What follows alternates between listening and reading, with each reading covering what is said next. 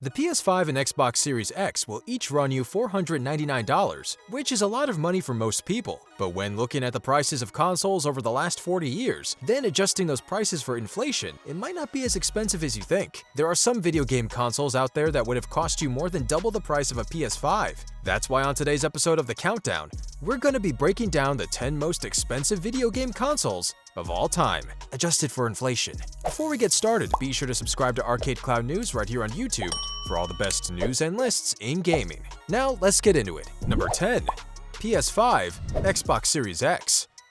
The PS5 and Xbox Series X will be the most impressive video game consoles that we've ever seen. Both consoles offer 120 frames per second, 8K gameplay resolution, and based on what we've seen so far, we're about to get some of the best-looking games of all time. That being said, the next generation of gaming certainly comes at a price, which is why both the PS5 and Series X are going to run you $499. Compared to the launch price of every other console adjusted for inflation, these consoles are the 10th most expensive of all time. By the looks of it, they seem worth it if you manage to get your hands on one. Number 9. PlayStation.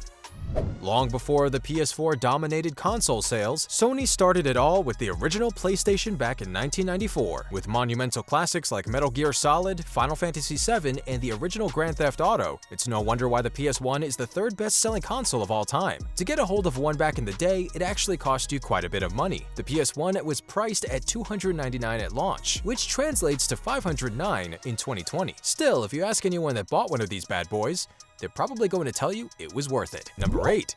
Xbox One.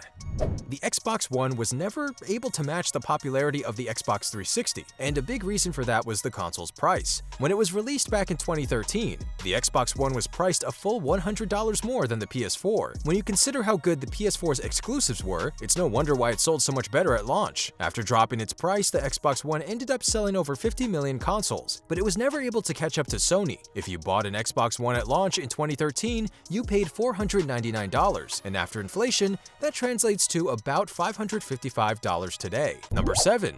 PS3.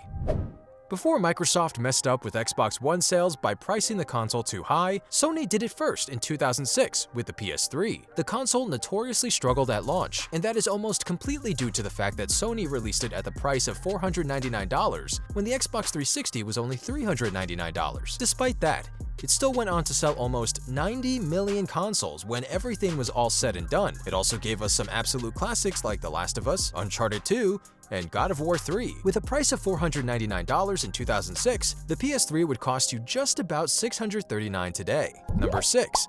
Sega Saturn.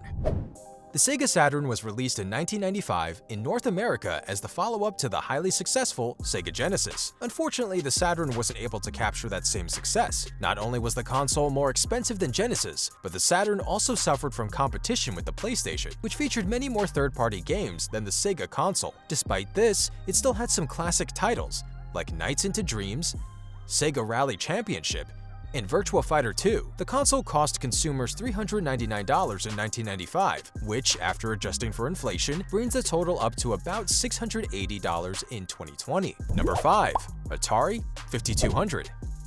1982's Atari 5200 is not remembered for being the most successful Atari console. Instead, it's mostly recognized for being the console to popularize the joystick and 4 controller ports. The console struggled to compete with the ColecoVision though, and only ended up selling around 1 million units. Still, it let you play Pac-Man in your living room, which was pretty cool back then. The console was far too expensive for its time though, which is probably what contributed to low sales. An Atari 5200 ran for $269 in 1982, which translates to $720 today. Number 4. Atari 2600.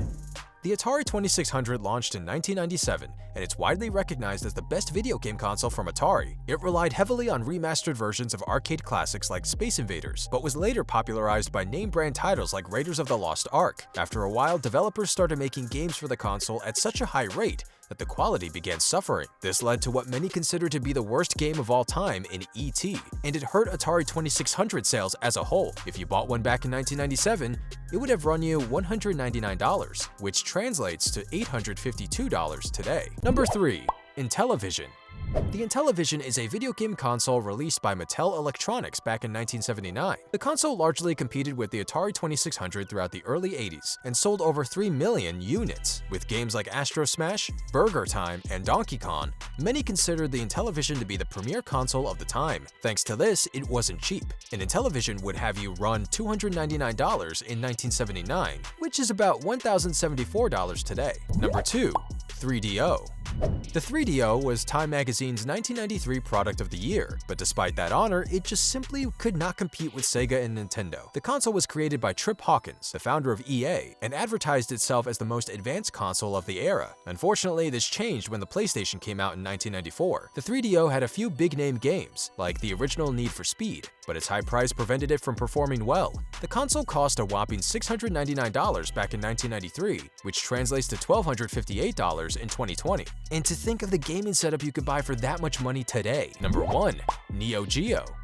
The Neo Geo is a Japanese console released in 1990, and at the time, it was by far the most powerful console on the market. It offered games at arcade quality and even charged $200 for single titles. Because of the ridiculous price, the Neo Geo did not sell well. Instead, it was mostly purchased by video game stores and then rented out to gamers for a fee. If you wanted to buy a Neo Geo in 1990, it would have cost you $650. Adjust that to 2020 with inflation, and a Neo Geo would cost you $1,299 today.